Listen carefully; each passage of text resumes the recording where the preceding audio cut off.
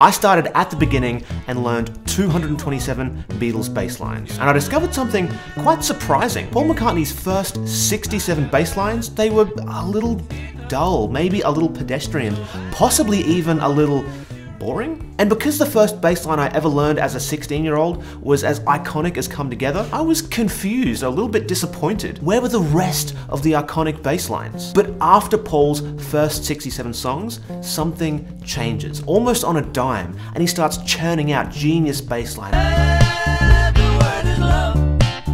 after genius bass line.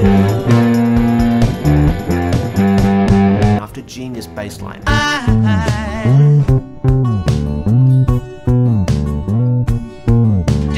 And he does it by adding an extra layer to his playing, which then forces him to start treating his bass in a completely new way, and it transforms his playing. But what is this extra layer? How does it transform his bass lines, and how can you do that for yourself? We are going to get into all of that today. But first, let's clear something up. When I say Paul's earlier bass lines were a bit dull or boring, it's not because those bass lines were by any means bad. They're just things like this.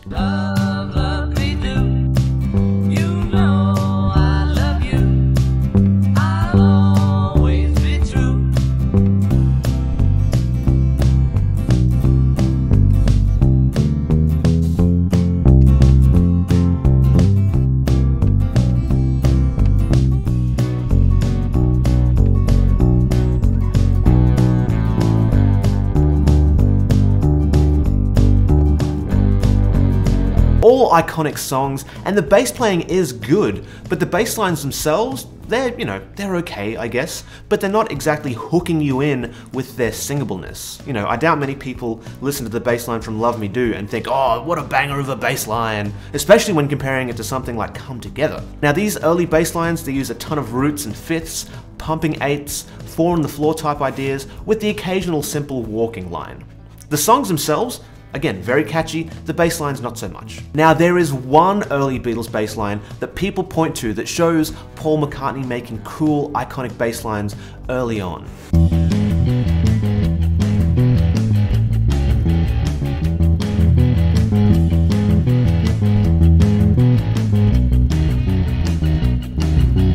And of the first 67 songs, this is easily the coolest. It's singable, it's a total earworm. The only problem with it though, he stole it.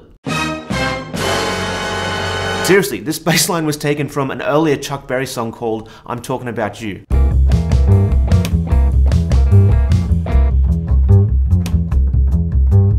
Sure, it's in a different key, but it's the same line. Paul admits this as well. He says, I used the bass riff from Talking About You by Chuck Berry and I saw her standing there. I played exactly the same notes as he did and it fitted our number perfectly. Sorry about the accent, Paul. Please don't kill me. So when did Paul start coming up with incredible, super clear bass hooks of his own? Well, it's with song number 68 in the Beatles catalogue and the release of Rubber Soul. From the very first note of this album, you can tell something is different.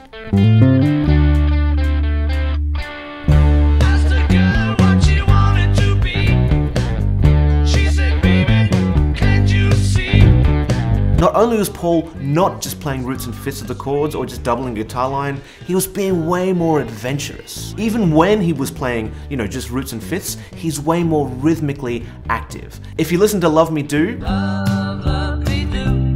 it's just the root notes and the fifths of every chord, and then compare it to Run For Your Life. Well, I'd rather see you dead, little girl, than to be with another man. It's the same idea, roots and fifths on every chord, but Run For Your Life is so much more rhythmically active and it's much more adventurous. It's like Paul has been unchained. So what prompts this new Paul, this unchained, adventurous Paul McCartney? Was it because the real Paul McCartney was in a fatal car accident in 1965 and was replaced by MI5 by some guy named Billy Shears who won a Paul McCartney lookalike contest, but the other Beatles kept it a secret, but they also gave clues that he was alive? Wait, that's not this kind of video. The truth of it is that there are a few things that like likely had a pretty big influence. The first is this man right here, James Jamerson, the legendary Motown bassist, who at the time was playing on an absolute boatload of songs that Paul and the rest of the Beatles would have definitely been listening to. And in fact, they had recorded Motown songs for 1963's Meet the Beatles, so there is no doubt that Paul would have been hearing James Jamerson bass lines, which are known for being very adventurous, very melodic, very independent. Also, right before doing the bulk of the songwriting and recording for Rubber Soul, the Beatles had done a tour through the US where they would have almost certainly been exposed to way more Motown than they may have been back home. Just look at the US versus UK charts at the time. 4 Motown hits in the top 20 in the US, all of which Jamerson likely played on, and 0 Motown in the UK top 20. Just listen to the Motown influence on the Beatles' The Word. Say the word I'm thinking of. Have you heard the word is love? It's so fine, it's sunshine. It's the word of love. How James Jamerson-y is this bass line? Paul has even said, James Jamerson was my big influence on bass. Oh, right. You know, he was like, if I have to pick a bass player ever, it's him. but is it as simple as that? Paul just listens to a bunch of Motown and these genius lines just kind of fall out of him? Well, it's not just that. A small part of it also has to do with the gear and technology of the time. Now, during Rubber Soul, Paul actually largely puts down his kind of Hofner in the studio and starts playing a left-handed Rickenbacker 4001S. And later on, he even uses Fender jazz basses as well. Now, this might not seem like a big deal just switching basses, but if you listen to them side by side, there is a huge, huge difference. Have a listen to the bass tone on the bass and drum track of pre-Rubber Soul's All My Lovin'.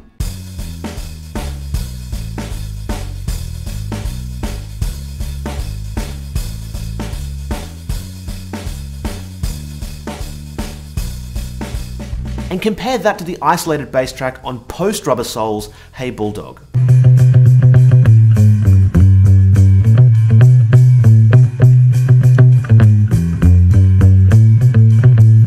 Using these other basses, they give a much clearer, more precise sound, where the Hofner tone is cool, but it's maybe a little bit fluffier, right? Having a bit more clarity and punch in the bass, it means that Paul can do fancier things and be heard super, super clearly. Later on Sgt. Pepper, Paul also started recording his bass direct into the recording console, which makes the sound even clearer and punchier again. It can actually come out from the background and the bass can be its own voice rather than being hidden behind everything else. Paul also plays some fuzz bass on Think For Yourself. Do what you want to do, and go where you're going to. Think for yourself, 'cause I won't be there with you. And having this effect, it very much puts the bass at the front and center. It's no longer relegated to being exclusively a supporting instrument, it is now a voice of its own. So we know when the change happened from slightly dull bass lines to possibly genius bass lines, and we have some ideas about why, but what did Paul specifically do to make his bass lines so much better? Well, if you look at his earlier stuff, there is one thing that Paul prioritizes above all else. Can you think of what it is? If you look at the bass line for Can't Buy Me Love,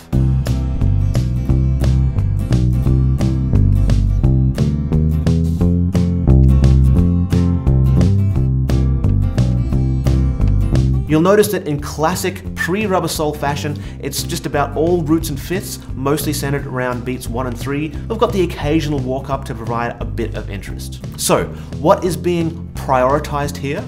It is the function of the bass line. Can't Buy Me Love has a rock solid functional bass line. It's outlining the chords very strongly, and every once in a while Paul is leading your ear to the next chord. But just doing that, it doesn't really lead to iconic lines. But from Rubber Soul onwards, Paul adds this extra layer to his bass line beyond the function. It is a layer of beauty or catchiness or singability, however you want to think about it. This is really, really obvious in bass lines like Dear Prudence. Dear Prudence, open up your eyes.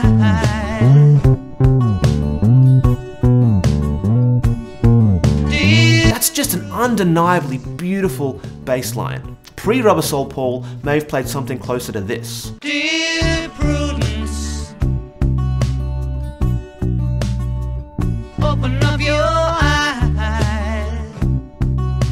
Now this is functional because it's focused on playing the roots with the kick drum, but doing it that way isn't nearly as beautiful, right? Another great example is the lines he plays on You Won't See Me. It is practically a masterclass of melodicism and beauty, and Pre-Rubber Soul may have sounded kind of like this. When I call you up, your line's engaged.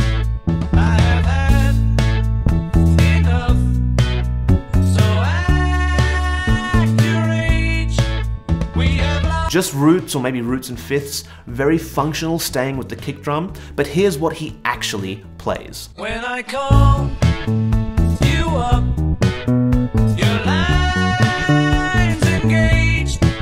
I have had enough, so act your age. We have lost. How much cooler is this than the version that is strictly functional? Now to me, the true genius of Paul McCartney's bass playing isn't necessarily what he does, it's in what he doesn't do. Paul doesn't learn how to make beautiful bass lines and then try to replace the function of the line with something beautiful. Instead, he places that layer of beauty on top of the function. In fact, he takes the things that make a bass line functional and he makes them beautiful. If you look at that very first bass line I ever learned, Come Together, it sounds like this.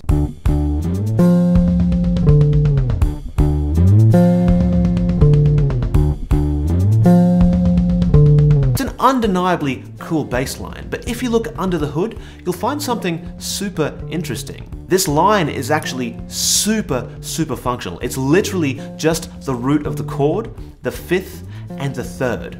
But instead of just being like a root fifth two-fill bass line like we saw in earlier McCartney lines, we're getting this beautiful and melodic arrangement of those incredibly functional parts. With the same most basic ingredients Paul was using at the very start of his career, he created some of the most enduring, incredible bass lines of all time, and he's able to make these bass lines beautiful because he can make very functional lines. Now, it is one thing to know that Paul was a master of bass line function and beauty, but it's another thing entirely to know how he did it and how you can do it for yourself. But if you want to make sure your bass lines are both functional and beautiful, then you need to watch this video here where I break down the 3 skills that Paul used to create the perfect Beatles bass line, even if George Harrison told Paul that it needed to be a little bit simpler.